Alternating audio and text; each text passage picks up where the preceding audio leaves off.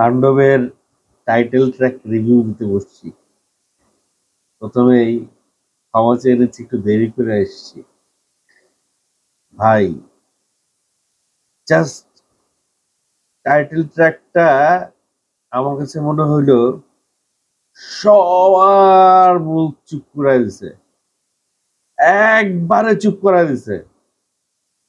অনেক কথা হচ্ছিল শাকিব খানের তাণ্ডব নাকি বয়কট করবে, অনেক কথা হচ্ছিল তাণ্ডবকে নিয়ে, কিন্তু যে টাইটেল ট্র্যাকটা তাণ্ডব প্রকাশ করলো, তাণ্ডব টিম রাহেম রাফি গতকালকে, এই টাইটেল ট্র্যাক দেখবার পরে ভাই বুকে হাত দিয়ে একটা কথা বলেন তো, এরকম টাইটেল ট্র্যাক কোন সিনেমার এর আগে বাংলাদেশে দেখছেন কিনা?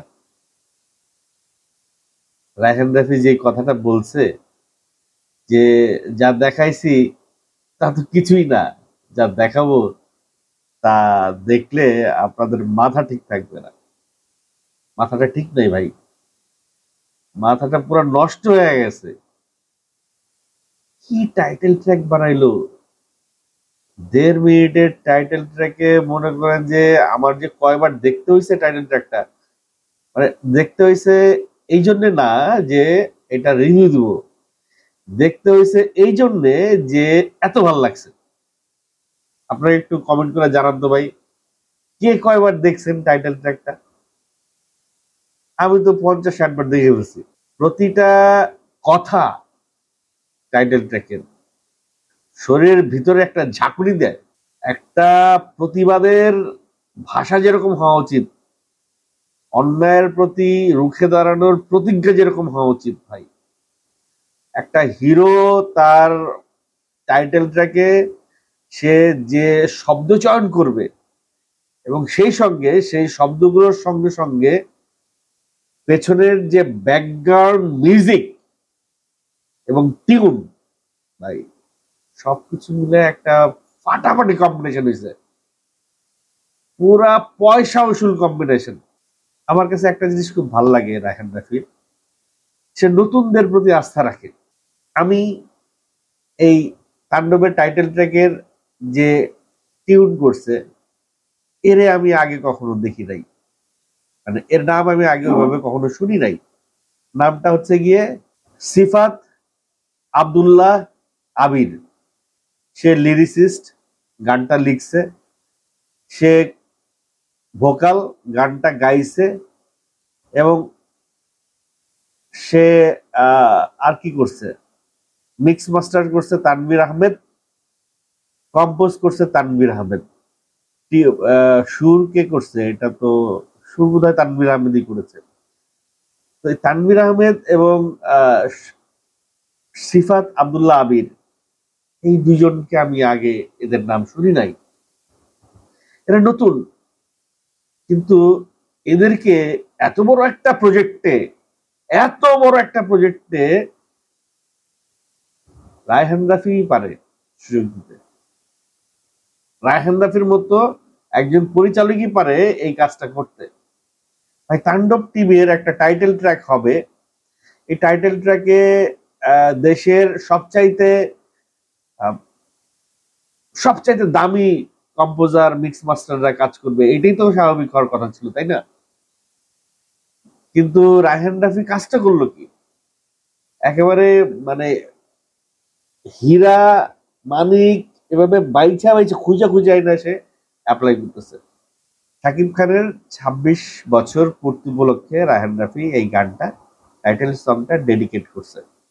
এটা লিখে যে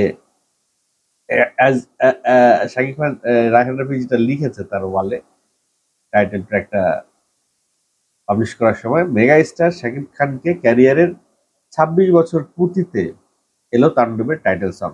ধ্বংস, বিপর্যয়, আতঙ্ক মিলে তাণ্ডব, জ্বলে উঠছে ধ্বংসের লাল সংকেত। এই ঈদে আসছে তাণ্ডব, রক্তে আগুন ধরবে তার প্রতিটা বিট।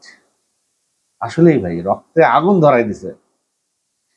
তাণ্ডবের টাইটেল সংটা জাস্ট রক্তে আগুন ধরাই দিছে।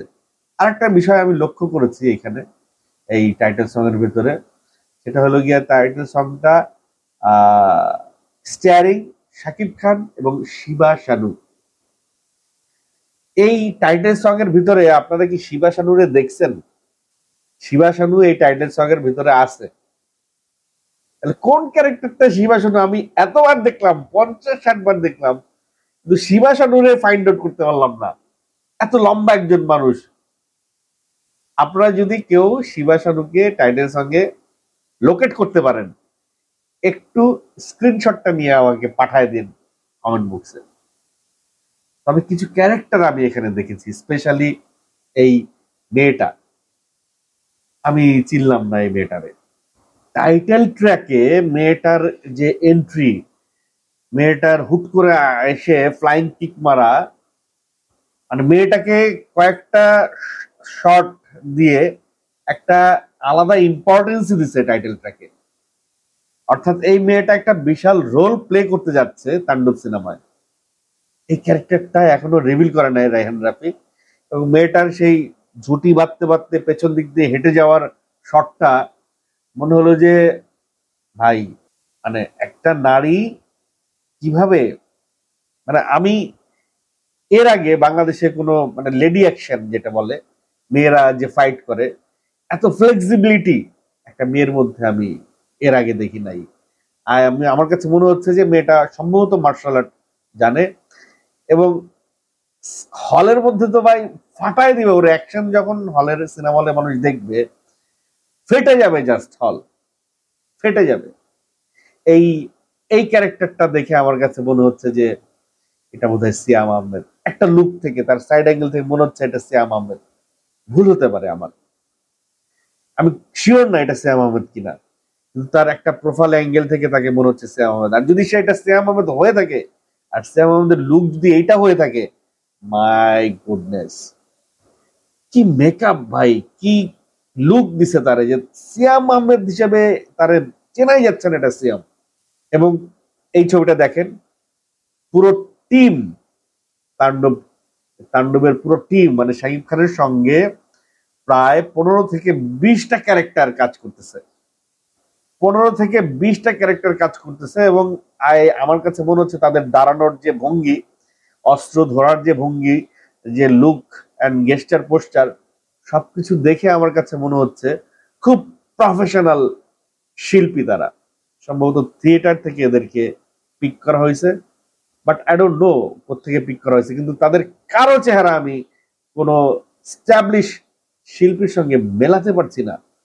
তাণ্ডব টিম, তাণ্ডব সিনেমায় এইভাবে যদি যে ক্যারেক্টার গুলো আমি দেখছি, টাইটেলটাকে যে কটা ক্যারেক্টার দেখলাম, তাতে কিন্তু 50-60টা ক্যারেক্টারের উপরে বেরিয়ে আসে। পুরো সিনেমায় না জানি কতজন শিল্পী তাণ্ডবে কাজ করছে। আমার কাছে মনে হয় 500 শিল্পীর বেশি তাণ্ডবে কাজ করেছে, যাদের ডায়লগ আছে, যাদের ক্লোজ শট আছে। আমি যদি ভুল না করে থাকি, যে যে গ্যাঞ্জার দেখানো হয়েছে, যে বিশালতা, যে ব্যাপকতা দেখানো হয়েছে, ভাই একটা কথা আছে না, যে অল্প পানির মাছ সাগরে এসে লাফায় বেশি। মানে পুকুরের কোনো একটা পুকুর থেকে একটা মাছ তুলে এনে বড় পানির দিঘিতে যদি ছেড়ে দেয়, ওটা খুব বেশি লাফায়। তো আমার কাছে মনে হচ্ছে রায়হান রাফির এই টাইটেল ট্র্যাক দেখে আমার কাছে মনে হয়েছে যে এই ছেলেটারে আসলে পুকুরের মাছ সাগরে ছেড়ে দেওয়া হয় নাই, ও আসলে সাগরের মাছ, ওকে পুকুরে রাখা হয়েছে, দিঘিতে রাখা হয়েছে। ওরে যদি সাগরের সেই ব্যাপকতাটা দেয়া হয়, তাহলে রায়হান রাফি বুঝায় দিবে যে কি জিনিস, কি করতে পারে সে। হয়তো রায়হান রাফি সম্পর্কে প্রশংসা করতে গিয়ে 2টা লাইন বেশি বললাম, but he is masterpiece, he is masterpiece. এই যে এত বড় একটা আয়োজন, এত বড় একটা গ্যাঞ্জার, এত বড় একটা মুভি, এত মানে সবকিছু মিলিয়ে এত অল্প সময়ে শেষ করাটা, আমার কাছে কেন জানি মনে হচ্ছে যে এত কিছু দেখাচ্ছে একটা সিনেমার ভিতরে, এত কিছু টিজার, ফোরকাস্ট এবং টাইটেল ট্র্যাকে যা দেখলাম, তা থেকে আমার কাছে মনে হচ্ছে এই সিনেমাটা ভাই 1.5-2 বছর ধরে সিনেমাটা বানাইলে তাও বোধহয় আরো সময় কম হয়ে যায়। যাই হোক, অল্প সময়ের মধ্যে আমার জাস্ট মনটা জয় করে নিয়েছে। টাইটেল ট্র্যাকে আমি মুগ্ধ।